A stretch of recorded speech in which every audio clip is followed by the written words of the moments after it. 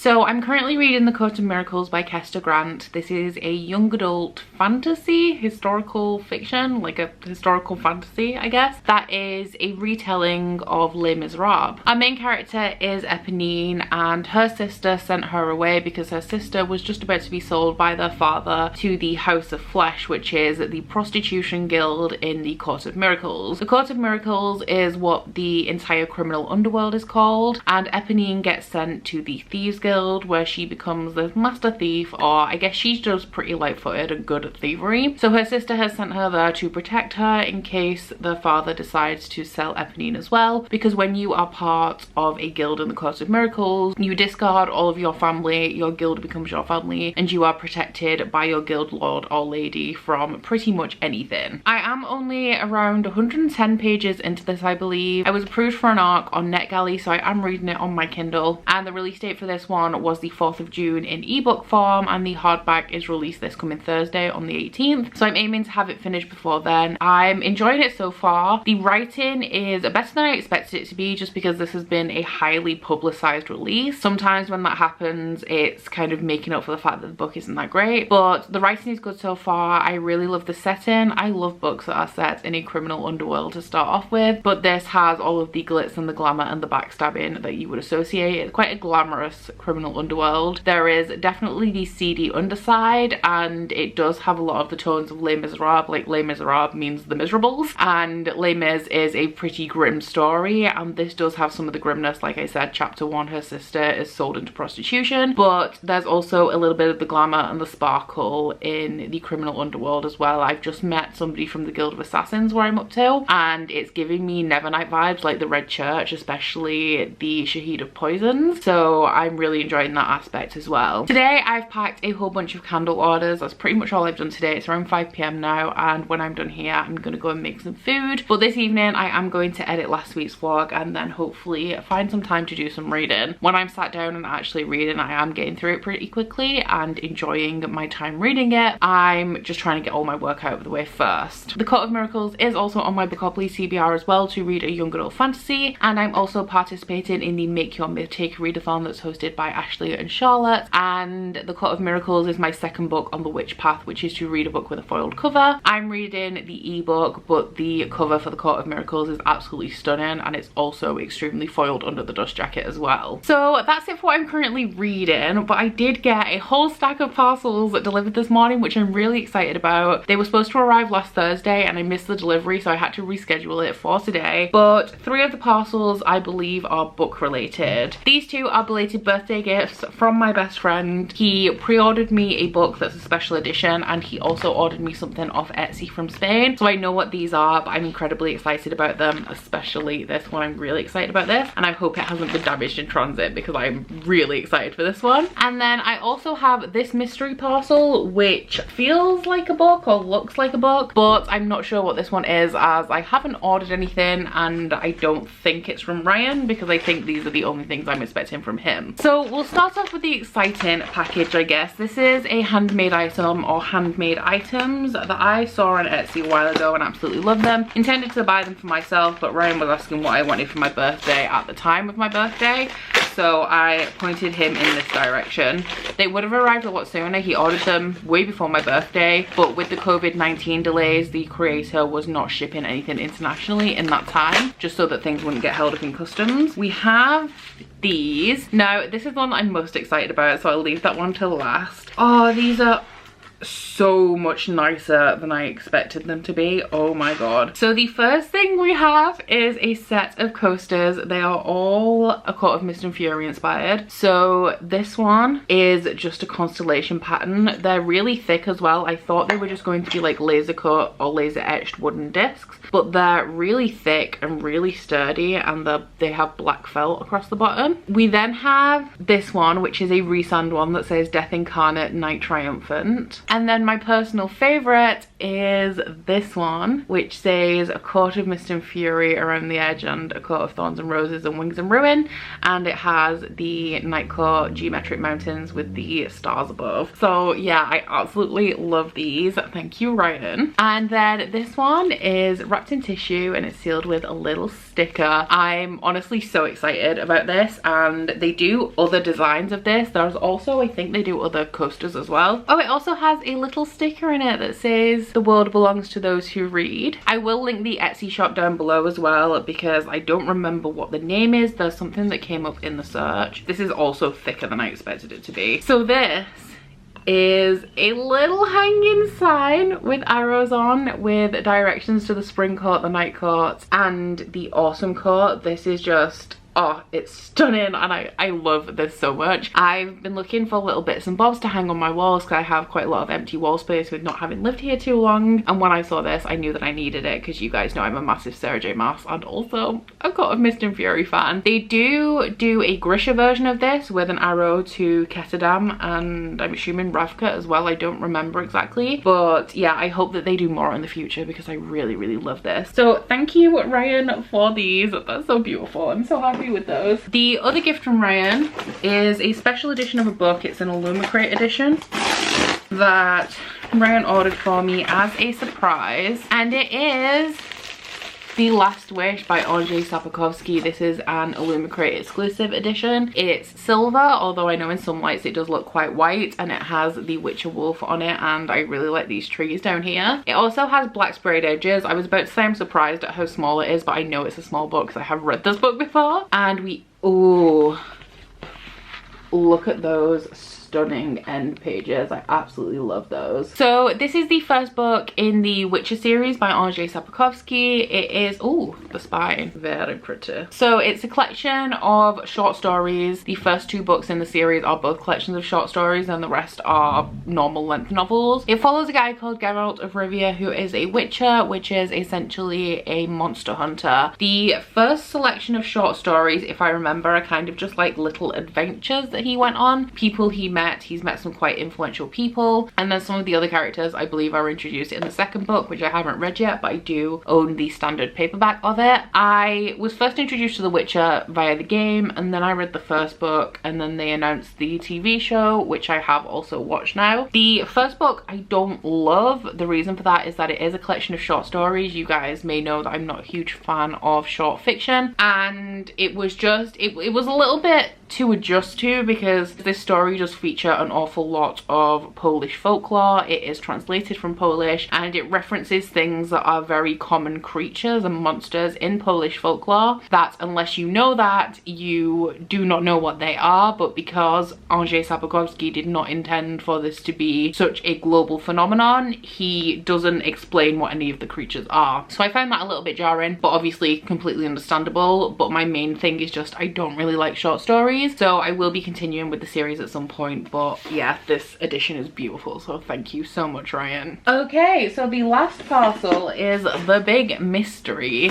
which is chunky and full, and I have no idea what it is.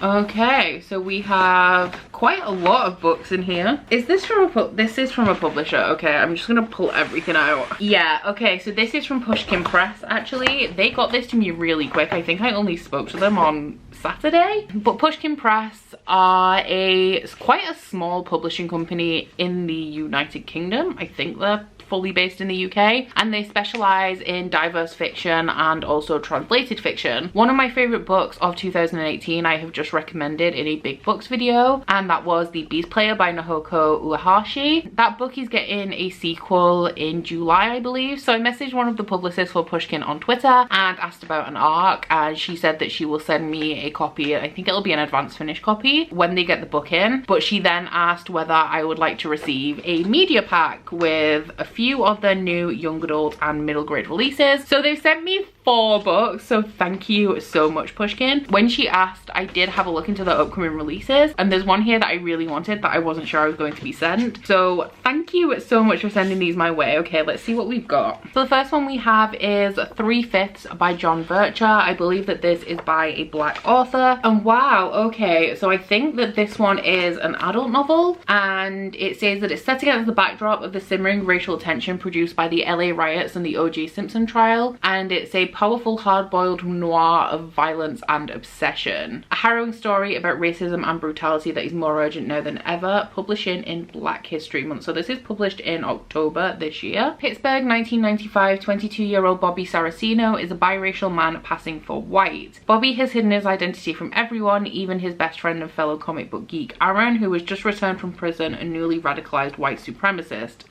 Wow. During the night of their reunion, Bobby witnesses Aaron mercilessly assault a young black man with a brick. In the wake of this horrifying act of violence, Bobby must conceal his unwitting involvement in the crime from the police, as well as battle with his own personal demons, a harrowing story about racism and brutality that is more urgent now than ever. So this actually sounds really interesting. It is not my usual, with it being more of a gritty contemporary, as opposed, like, I do read hard-hitting contemporaries, but not ones that normally deal with violence. I guess I don't normally read contemporary by male authors, but this definitely sounds interesting, it definitely sounds poignant, and you can guarantee that I will be reviewing this before October. Next up we have The Deep Blue Between. This one is by Ayesha Haruna Attar. This one I think is a young adult contemporary. Twin sisters Hassana and Husseina's home is in ruins after a brutal raid. This is not the end but the beginning of their story, one that will take them to unfamiliar cities and cultures, where they will forge new families, ward off dangers, and truly begin to know themselves. As the twins pursue separate paths in Brazil and the Gold Coast of West Africa, they remain connected through shared dreams of water, but will their fates ever draw them back together? A sweeping adventure with richly evocative historical settings, The Deep Blue Between is a moving story of the bonds that can endure even the most dramatic change. This one is also by a black author. I believe that she is Ghanaian, so it will be Own Voices, and this one is also published in October, so you can guarantee I will be reviewing this one as well. The next one is the one that I was most hoping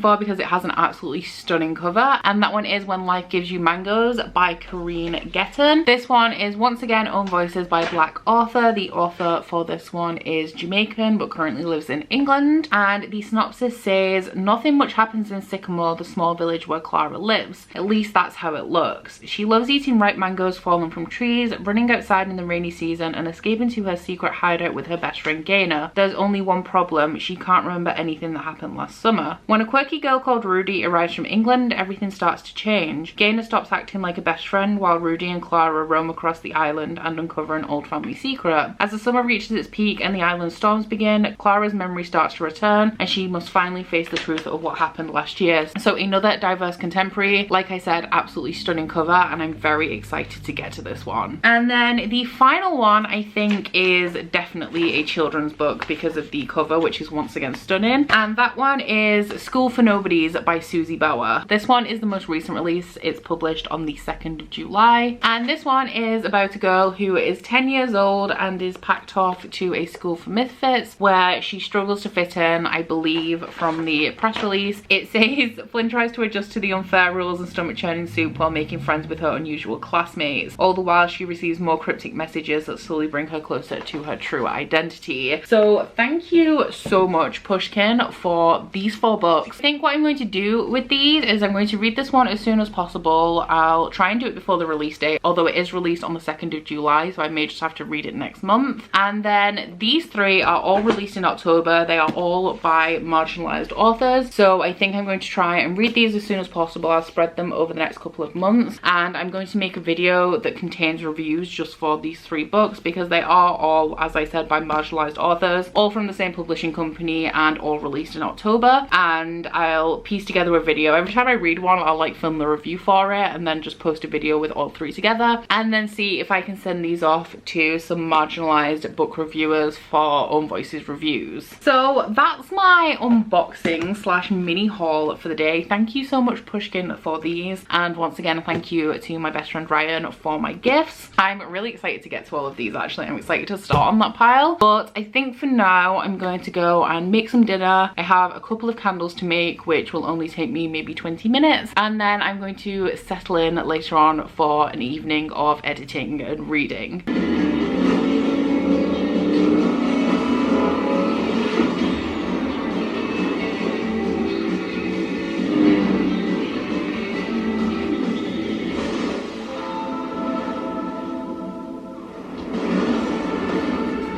So I actually have quite a bit of shit to do today, and my reading mojo is finally back. However, It's Fortnite Season 3 day, so is everything gonna go to shit again? Probably. Good evening. So I have just this second, well, like 10 minutes ago, finished The Court of Miracles by Kester Grant. I gave this one 4 stars, although it did only just come in at 4 stars. It was like bang on the border between a 3 and 4. I really enjoyed this book, I have to say. As I've mentioned, I really like the setting of this, especially. I like the atmosphere and all of that kind of stuff. I enjoyed, as I do tend to enjoy with retellings, picking out the original story from the retelling. So we have a lot of characters represented in here from Les Mis. We have Valjean, we have Javert, I want to say is how you pronounce his name, I don't remember, Eponine, Cassette, and Gavroche as well. I did feel like the elimination or the lack of Marius was interesting, especially as this is telling the story of Eponine and Cassette, and Marius is a big part in their dynamic in Les Mis. However, this is a series, so Marius could come into it later on. And one of the things that I kind of would say is a negative of this book is that there are 3 potential love interests for Eponine. None of them really become a full love interest, but there are definitely 3 potentials there, which I just find to be a little extravagant and also unnecessary, especially as it kind of falls into the plain Jane trope, as Eponine repeatedly says throughout the book how she's not special, she's all angles and bones, and there are more beautiful women out there. Both her real sister and Cassette are more beautiful than her. I think one of the things that Kester Grant wanted to do with this book is put Eponine at the front of a story, quite clearly, because she does, as Eponine is definitely done dirty in Les Mis. I have a couple of issues with this and I'm really sad about it. Enjoyment level, this is 100% a 4 stars, so I'm glad that my overall rating does come out at a 4. But my main issues with this book are not necessarily the writing. I think that the quality of the writing is good, but the way the narrative is built, it just kind of, it misses the mark a little bit. And the reason for that is that this story is predominantly about Eponine and Cassette. Eponine's sister is sold into prostitution, so she plans to trade Cassette, and that is the setup for the story. However, she very quickly decides, and it's literally very quickly, we have a whole section in, is it 1823, about the origins of Eponine joining the Thieves Guild, and then we jump straight into 6 years after where Cassette is just there. Now, in the space of that chapter, which is very early into the book, Eponine talks about her plan to trade in Cassette and very quickly changes her mind and decides that she wants to protect Cassette. So the majority of the story is about her protecting Cassette and how it becomes increasingly difficult because the more Cassette is protected, the more desirable she becomes to the people who are trying to obtain her. My issue with this being the central theme of the story and the majority of the bulk of the plot is that because of this skipping about, because of the omittance of 6 years, and that kind of theme runs through the narrative of where we just gloss over things, I never truly felt the bond between Cassette and Eponine. I feel like a lot of it was just assumed. You had to take it at face value. Eponine and Cassette are close, and we do get moments between them. There is another time jump of, I think it's 2 years, a little bit later on in the book. Their relationship has been ongoing for a while, and you do know that there is a sisterly bond between them, but I really feel like we could do with the development of that. I feel like this book could have been a lot longer because Les Miserables is enormous. It's over 1,000 pages, and while we do jump into Court of Miracles about halfway through the Les Mis narrative, as we focus on Eponine, who isn't present right at the beginning of Les Mis in terms of the timeline,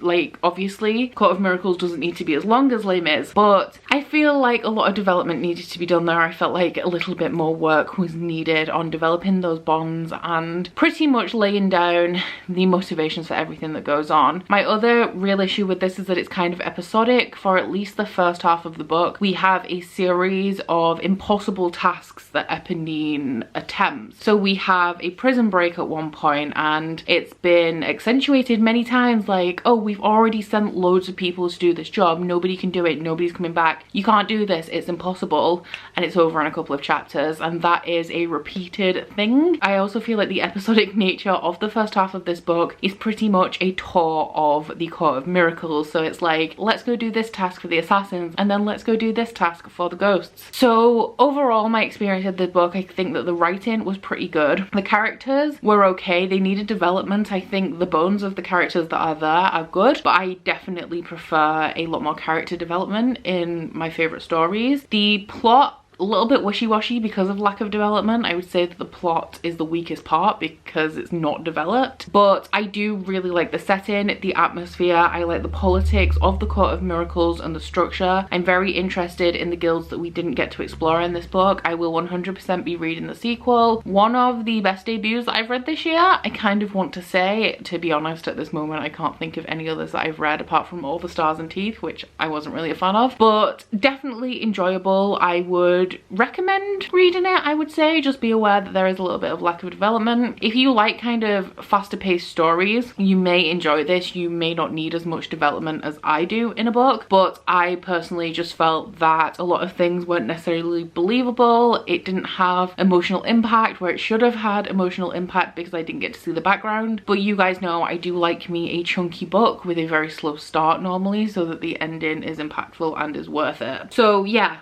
4 stars, only just 4 stars. I enjoyed it very much. My enjoyment of the book was very high up there. It was just multiple times throughout the book something happened and I was like, oh yeah, convenient, because this hasn't been built up to at all kind of deal. So that was the second book for the Make Your Myth Take a Readathon for me, and it is the second book on the Witch Path, which is to read a book with a foiled cover, and it is also my Bookopoly book to read a young adult fantasy as well. So that is all done. I do still need to write up my review on Goodreads for it and also my review on NetGalley. Thank you so much to NetGalley for sending me an arc of this. I did really enjoy it and I am really interested in the sequel. But Kester Grant as well, she's also a debut author, so there is the possibility that it's like a debut author thing, as I like to call them, where I do tend to find with debut novels they do miss the mark slightly just through lack of experience. Really, a lot of people can write, they have the talent, they have a story there, it's just the craft of writing is not the same as with somebody who's published like many more books, which is quite understandable, to be honest. So I'm about to go play Fortnite. I've resisted for most of the day. I played an hour earlier when I last checked in with you, and then I have filmed a video which I haven't started editing yet and is probably what I should be doing next instead of playing Fortnite. And I have also packaged just a few orders because I had a couple of orders on Etsy to get out and a couple that I had been waiting on fragrance oil for and had to get those done. Speaking of stuff like that, actually, I'm not going to dwell on it too much right now because I don't have any information to tell you, but I'm going to go through a little bit of a life change soon. I think I have been referred to by people in this community, and I'm not mad about it, but I've been referred to as the cyborg of booktube because I never fucking stop, and people wonder how I have the energy to continue going and do all of this stuff. I'm going to be real with you guys. I am flagging. I'm flagging and I'm burning out, and I'm struggling to keep up with my upload schedule, and I love booktube. I love reading. I love making these videos for you guys. I feel like my burnout has become most evident in my vlogs because I'm really struggling, 1, to read, 2, to articulate thoughts with you guys. I feel like I haven't been myself a lot recently, which is something that happens to me with mental health. When my mental health starts to take a dip, when I lack emotional and mental energy, I do just yeah, I feel like it's kind of obvious. I do feel like I do a good job in editing, and I always have, in pulling it together so I don't look like quite as much of a mess as I am in any given moment, but everything's getting a little bit much. So you guys know, obviously, I have my YouTube channel, 3 videos a week. I also have my candles, and I do have the business, my other business, which is making personalized gifts, which was one that was given to me when my old boss dissolved his business and he split the company between everybody who worked there and everybody became self-employed. But now that whole thing is totally mine, aside from that I share an eBay account with Curtis because Curtis makes personalized mugs and Bookish mugs and things, if you guys didn't know. I have been struggling to balance these 3 things for a long time. I would say it's been 1 month, maybe 2 months now, and I think what I'm going to do is I think I'm going to be dissolving the personalized gifts business. Everything is kind of just becoming more. I used to work full-time and be able to manage all this stuff extra, but my candle shop has become a self-sufficient thing on its own pretty much, and it requires the attention of a full-time job just by itself, plus something else that is incredibly busy in seasonal times. The personalized gifts are incredibly busy when we're coming up to a holiday, and also just generally it's busier than I can cope with, and then YouTube on top. And I will not give up YouTube for anything. I will not reduce my schedule because this is where I'm happiest, this is what I'm good at, and yeah, I just don't want to let this go. I might as well just tell you guys now, because I think I'm going to try and sort it out this week. And if I say it to you now, then I have to be held accountable. But I am setting up a Patreon, which is something that I said that I would never do. That was when I was working full time. Now is a little bit different because I am self-employed. A lot of my work does center around booktube and it centers around literature. And I'm hoping that with Patreon, what I can do is dissolve that other business and focus more on my channel, because I'm lacking emotional energy in this department. I'm still getting my shit together enough to bring you 3 videos a week, but my creativity is low. Like, I'm producing content, not necessarily that I'm not proud of. I like the videos that I'm making, but in terms of creativity, they are not the best. I'm making list of videos, recommendations and stuff. I've been wanting to do vlog challenges, but I'm finding it difficult to find time to read more than the bare minimum. And the time that I'm putting into editing and stuff, like I'm editing everything last minute. Like the video for tomorrow will be edited tomorrow morning and uploaded really quickly. I haven't been able to respond to my comments for months. My house still needs redecorating. I haven't had time to do anything in months. I need to buy a sofa, but I need to go out and look at them, and I don't have time to leave my house. It's getting to be a lot at the moment. So I am going to be making a Patreon. I'm assuming by the time that you have seen this vlog, the link will be down in my description. If you would like to join me on my Patreon journey, then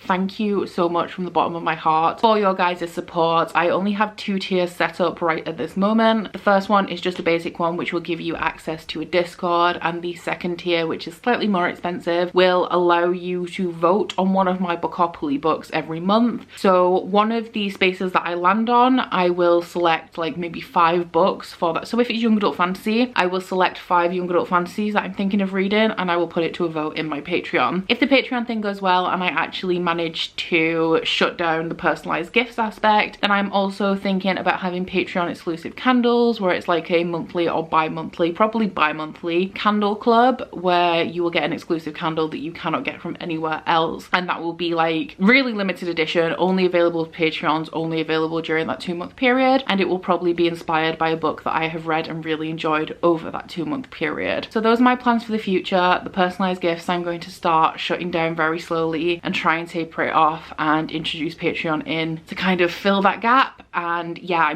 I'm really excited to be spending more time just living my life, because I do not have a good work-life balance at all. Like, just straight up, no, haven't got one. And also spending more time enjoying this process that I really love, instead of being inconvenienced because I'm stretched between 3 different things at all times and just having to rush through everything that I do to get it done, instead of enjoying the process. Because like I said, I love booktube. Candle making is extremely therapeutic, but at the moment I just don't have the time or the emotional energy to do anything aside from just robotically complete tasks and sleep and eat occasionally. Like, the only break that I have in a day is 2 hours to eat. I work up until dinner time, I take 2 hours for dinner, and then I work until bedtime. I stopped working at 12:30 AM last night. I can't do it anymore. Enough's enough. I've been trying to stabilize it for a couple of months now, and it's not doable. So after that ramble, I wasn't going to talk about now, but there you go. My camera battery's flashing, so I'm going to be really quick and just let you know what the next book I'm reading is, and that is Never Contented Things by Sarah Porter. This is a fairy story. I believe that it's actually very dark, and it is about some fairies that kidnap foster siblings. Because my camera battery is flashing, and because that is pretty much all I know about this, I'm going to leave the synopsis of this there until I've read a little bit, and then I'll come and let you know a little bit more. But I'm actually hopping over to the assassin path at the moment for Make Your Myth Taker, and the first prompt for that is to read a friend pick, and on my Bookopoly TBR this is to read a book inspired by myth, lore and legend. And in my Bookopoly TBR I had Ashley from Frolic Through Fiction, who hosts Make Your Myth Taker, pick this for me. So everybody who I've spoken to about this has said that they hate it, which is a little bit worrying, but I'm hoping that I like it because I like dark stories. And this was also a birthday gift from Britt from Basically Britt, so thank you so much, Britt, for gifting this to me. And I hope, unlike everybody else, I actually enjoy this, because the reviews for this one are pretty bad. Whoa, I've turned the volume off my camera and I don't quite know how to fix that. I bought some books and they arrived today. I also bought one secondhand that I've already opened because I didn't know what it was when it arrived. So I'm going to show you that one as well. But yeah, I don't often haul like 10 books in one vlog, but I guess everything just came at once this week. But before we get started with me showing you what I purchased, I do just want to say that I have launched my Patreon. I did it last night. I have a few patrons already, and thank you so much to everybody who's joined so far. You guys have always been supportive, and I just appreciate you guys a whole lot. For those of you who are only just finding out about my Patreon here, none of my content will be affected by it. I've always said that I believe that my videos should be free for everybody, and that will remain. For the top tier in my Patreon, there will be a monthly live show, but aside from that, all of my regular content and the majority of my live shows will be available to everyone. Patreon is just for people who want to support my channel a little bit and help me out a little bit. So thank you once again to everybody who's joined. I'm so appreciative, and I'm excited for what Patreon is going to allow me to achieve. Like, I'm really excited for creative videos and things like that. For a reading update, I am still reading Never Contented Things. I started it yesterday, but I've only read about 50 pages so far, not very much at all. So I actually don't have anything to tell you about that yet because I'm not entirely sure what the plot is at this point. But as soon as I do know, I will come back and let you guys know. Also, I've got a shooting pain in my side that's really annoying. So for the books I ordered, the one that I picked up secondhand is Assassin's Quest by Robin Hobb. I picked this up off eBay. It only cost me £3, however I then had to pay £3 shipping as well. So it was a little bit pricey for a very old edition. This is like the 98 edition, I want to say. Yeah, published in 1998, but I do like these. I don't like them for reading, but I think that the normal copies have really tiny text as well, so it doesn't make much of a difference. But I never used to like these, but I think they're really cute now. So I did just read the second book in this series last week, so I'm not really going to go into the plot, but this is the third book in the Farseer trilogy. It is the third book that my book club, Catch Up Book Club, are going to be tackling in our Realm of the Elderlings read along, and it is an adult epic high fantasy first person perspective coming of age story that follows the bastard son of the prince in waiting. And yeah, I've been really enjoying this series so far. This is a book club book for the months of June and July, and if you are reading along with those, the live show for this should be at the beginning of August. So moving into my Waterstones parcel, I only placed an order because I had to pick up a couple of sequels. Well, I needed one sequel in particular that's just been released, and when I order from Waterstones, I always order up to the free shipping allowance. I do only tend to place an order when there's a book that's just been released that I want, if I have the rest of the series or whatever. And I did pop in here another sequel that I needed to continue the series, and 2 books by Black authors that I'm very interested in. So let's crack her open. That failed. So the reason that I placed this order is Empire of Gold by S.A. Chakraborty has been released. This is the UK hardback. She's really thick. I really like this. But I haven't read this series yet, but I do have the entire series in the UK hardback. And UK hardbacks are one of those things where if you don't grab them immediately, then you will miss out and you'll have to pay hundreds of pounds for the book. The third book in a series is not too much of an issue, but I didn't want to risk it anyway because I've had it before where I've collected a series in hardback and then just got lazy when it got to the last book, and then I can't find it in hardback anywhere. So this is an adult fantasy series. I believe it's heavily inspired by Egyptian mythology, and the first book follows a woman she's kind of a con artist. I believe she's like a fake spiritual healer or something like that. I did read the first chapter in a tried chapter tag, but I don't remember it. But she's a con artist anyway, and one day when she's performing a con, she accidentally summons a real genie and they have to go to the city of Brass for some reason. So this is the final book, and it's a beautiful red cover. Yeah, I have the first 2 books in UK hardback, so I picked up the third one to complete the collection. The other book that I picked up because it's a sequel of a series I've started is Deviate by J. Kristoff. This is the second book in the Lifelight trilogy. I believe that the third book is going to be released in the UK in probably July, because I think that's when the other ones have come out. But this is a post-apocalyptic steampunky sci-fi that has a little bit of Robot Wars and a little bit of Scrap Heap Challenge in it. And the post-apocalyptic world is pretty much a trash heap, and we follow our main character, I don't even remember her name, Eve. We follow our main character Eve, who participates in Robot Wars to win and earn money to pay for her grandfather's medication. One day after she's competed in a robot war, she stumbles across a lifelike, which is an incredibly human-like robot that were discontinued a few years ago because they were too much like humans but not quite human, and they wanted to rebel well because they wanted the rights of humans. It's also an Anastasia retelling. I didn't love the setting, or I don't love the setting of this world, but Lifelike has a really great plot twist at the end, and I really like the way that the Anastasia retelling is done in it. So I'm very excited to read the second one at some point, but I think it follows Eve's best friend, Lemon Fresh, in the second book. I think Eve is still going to be in it, but the main protagonist is going to be Lemon. So I'm interested to see how that plays out, because the plot twist at the end of Lifelike really threw me, and yeah, I just want to see how it's going to continue and eventually resolve. And then the two books by Black authors that I picked up, one of them is one that I wanted for a really long time, and that one is Long Way Down by Jason Reynolds. Now, this is a story that I have been interested in for a while, but I never picked it up. It's the story of a man. I think this entire book takes place while he is in an elevator in his apartment building, and he is riding from the top floor to the bottom, and he, I think, is going to kill the man who killed his brother for revenge. And it's all told in prose, so this is not going to take me very long to read at all, literally all prose. And I think it's his story and his thought process as this elevator is descending. Wanted to read it for a while. I've been a little bit dubious because I don't traditionally love books that are told in prose. Prose is not normally my thing, but I have heard that this is really good and also really impactful. Prose is the reason why I haven't picked up a book by Elizabeth Acevedo yet, because I believe that 2 of her books at least are in prose, but I'm very excited to give this one a try because the plot is intriguing. And then the final book I picked up, I don't know too much about the plot of this one. I picked it up because it's epic adult fantasy.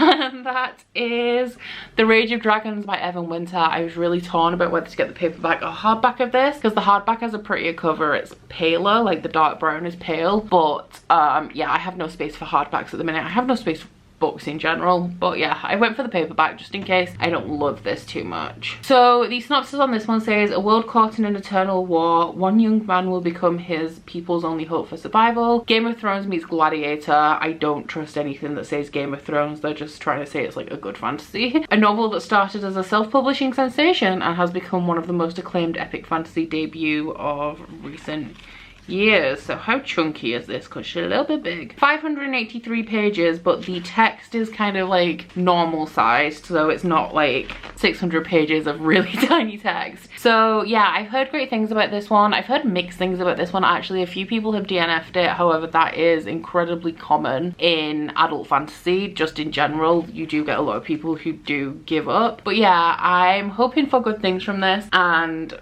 I'm assuming that it contains dragons, and I'm always up for a new dragon fantasy. Okay, so those are the 5 books that I purchased that arrived today that I didn't necessarily need. To be fair, I did need Empire of Gold, I did need Deviate, and I did need Assassin's Quest. So it's just these 2, but I've been looking to support more Black authors because I do have quite a few, but it's mainly adult fantasy. And even though I've just bought Rage of Dragons, I don't like to read more than one thick adult epic fantasy at once. And I'm already reading The Realm of the Eldlings and also the Mistborn trilogy. So I picked up The Long Way Down because I do actually want to read it, maybe this month, maybe next month. And Rage of Dragons, you know, supporting Black authors, dragons, adult fantasy. What is there not to love there?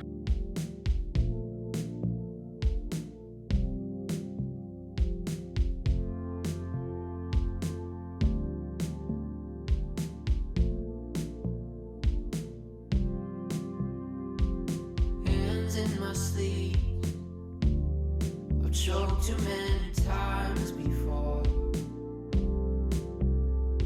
She lets go of me, and I look her in her eyes once more. Your sister tells me, well, that you're moving on and never going back. But I'll outrun the truth, because you know that I won't face the fact. I don't wanna hear that, 'cause I'm not ready to throw in the towel and give up on you.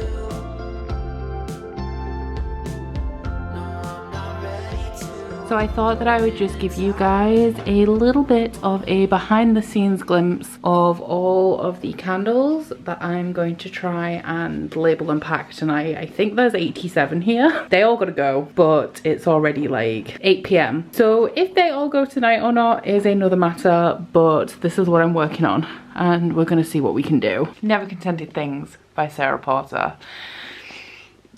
Okay, I'm on page 124 of this. I'm struggling with it. I started reading this, was it Wednesday night? I honestly thought after reading Court of Miracles I was out of my reading slump, we were gonna have a great time, because I read Royal Assassin last week as well and pretty much flew through that when I switched to the ebook version. So, you know, I thought that my reading was getting better, but I'm just not really enjoying this book. I am going to continue with it. I'm going to continue reading this book. I'm around pretty much bang on a third of the way through right now. It became quite clear when I started this that this was not actually really going to be about the fantastical aspects of this story. This is about the circumstances of the main characters and their relationships to each other, as far as I can tell at the moment. So this story starts off, we have two main characters. They are called Josh and Keza, and we'll get onto some stuff why I'm struggling with this soon. But Josh and Keza are foster siblings. They've been foster siblings I think for around 6 years, although I don't remember exactly how long, and they have a really weird relationship. A lot of the negative reviews on Goodreads for this is that it is incesty, and technically it isn't because they're foster siblings, but as I mentioned, they have been together living in the same foster home for a number of years, so it is a little bit weird. It's not like they've only just become foster siblings. It has been a long time and their dynamic is very strange. Keza is the female main character, Josh is the male, and she is 2 years older than he is. And at the beginning of this story, she is about to have to leave to go to, I think it's to a group home, and her foster parents aren't that fond of her, but they do really like Josh. They have noticed that Josh and Keza have a weird dynamic, so they pretty much want her as far away from him as possible. So they are on the verge of being torn apart. They are extremely close, and Josh is in love with Keza. He says he is. I can't say if he is for sure, but he says he's in love with her, and he keeps trying to make advances on her, and she keeps telling him no because they're siblings. She says no because they live with their foster family and they will be viewed as being weird for this. She also is a victim of sexual assault. As far as I can gather, nothing has necessarily been said about it, but from the hints to her past, she is a survivor of sexual assault, so that very much comes into play with it as well. Two characters by themselves. Keza is female, identifies as female, but presents kind of masculine. She often gets mistaken for a boy. She dresses in more of a masculine manner, and Josh is quite feminine for a boy. Josh is also pansexual, so there is pansexual rep in here. At this point, I have absolutely no idea whether it's good rep. I can't speak on pansexual rep, but I also couldn't even hazard a guess with the way that this book is written. So Josh is pansexual, he has multicolored hair, and he wears makeup, he wears glitter eyeliner. So the main thing about this book is that they are foster children. They both come from backgrounds of trauma, even though it is different kinds of trauma, and they are seen as different by other people. They definitely stand out. Keza is very standoffish, Josh is very personable, and it is about their relationship and I guess kind of how their trauma has shaped them into developing this unhealthy relationship with each other where they cling onto each other, and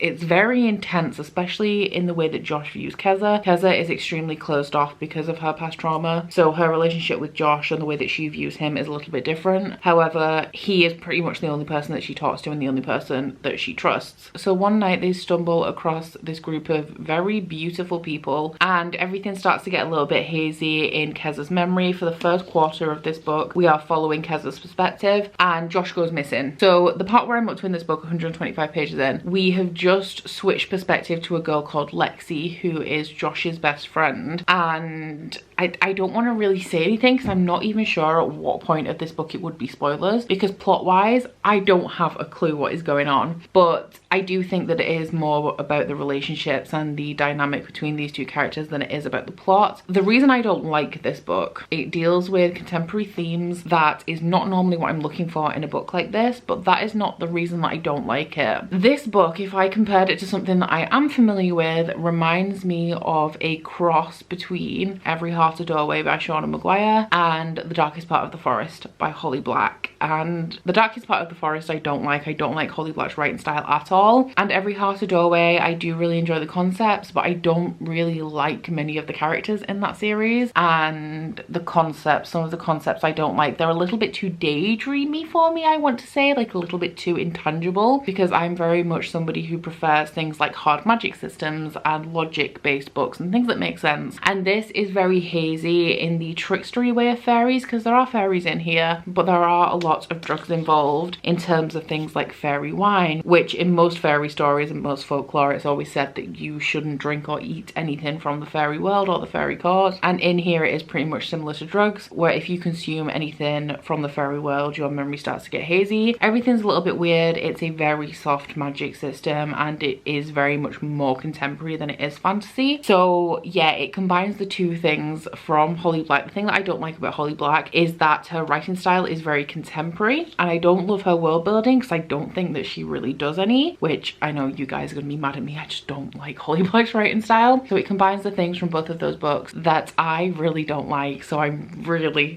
really am struggling with this. I'm not gonna DNF it because you guys know me. I'm gonna persevere, but yeah, it's very much a struggle at this moment. I'm hoping I can finish this early next week because I do still have 2 books after this left on my Bookopoly TBR, one of which is a graphic novel, so literally no problem. I can read that in the last couple of hours of the month if I have to. And the other one is a young adult contemporary, so again, that should be pretty fast paced and it shouldn't take me too long. But then again, neither should this, and I'm really struggling with it. So that's my current thoughts on the book that I'm supposed to be reading and really struggling to actually read. Today I did go and visit my dad because it was Father's Day, so I got to see Grace as well, which was a treat. I love her so much, her cute little fairy face. When I came home I tried to label and package candle orders. I didn't get very far because I think I made 87 candles on Friday, so I had to label all of those before I even started with the boxing and the packaging and stuff. So I've managed to get them all in boxes and stacked up, and tomorrow I'm going to go through, sort out all the postage labels and bubble wrap all the orders and everything. So hopefully what I've done today will mean that that won't take me all day tomorrow, because packaging can take a little bit of a while. But I also posted the announcement video for my 48-hour readathon at Becca's Bookopoly, which is happening in July. Honestly, 2 people have commented since I posted that video, and all of the overlays that I did, I tried to do text overlays on the screen to make it as cohesive as possible, and I put the month wrong on pretty much all of the date overlays I had, which is not something I can fix without taking the video down and putting it back up again, which is a little bit annoying. But your guys' reactions to that seem to be really great. You really like the system that I have with the roll drops, which I was a little bit nervous about. I really wanted to do it like that, and I was cackling as I was coming up with this idea of how to do the roll drops. But I'm just, yeah, I'm happy and overwhelmed with how that is going so far, because I made a Twitter for it earlier in the week and I thought, you know, people like Bookopoly, they're going to be excited about this, it's cool. And before I even put the announcement video up, I had quite a number of followers on the Twitter account, and yeah, that has doubled since I posted the announcement video today. I'm loving doing the polls that you guys are posting and retweeting them. I love how you guys are sabotaging yourself by putting really long books in the polls that people are voting for. I've seen at least 3 polls today where a really long book is in the lead. But yeah, I'm glad that you guys are having fun with it, and I'm blown away, honestly, by the support for the readathon. I'm so glad that you're all excited. So that's about it for this week's vlog. It has been quite a long one. I think we're gonna have a long one, so I do hope you've enjoyed it if you've made it this far. I want to thank you guys for all of your support this week with both the Patreon and the readathon. Like, honestly, I'm feeling very thankful and very grateful this week, and I'm just blown away, and I've been blown away, and I'm really excited to spend more time on my channel. Just starting the Patreon and also the announcement video for the readathon, and the response I've received to both of those have made me so much more excited to film and edit videos again. I just have a better outlook than I did at the beginning of this week when I felt like I was drowning in stress. I feel so much better about things right now. So thank you guys for being amazing as usual. Once again, I hope you enjoyed this vlog if you made it this far. If you have, please don't forget to like if you liked it and subscribe if you want to. And I will see you guys next week. Bye! Oh, you bite your friend like chocolate. You say you're go and nobody knows, with guns hidden under our petticoats. We're never gonna quit it, no, we're never gonna quit it, no.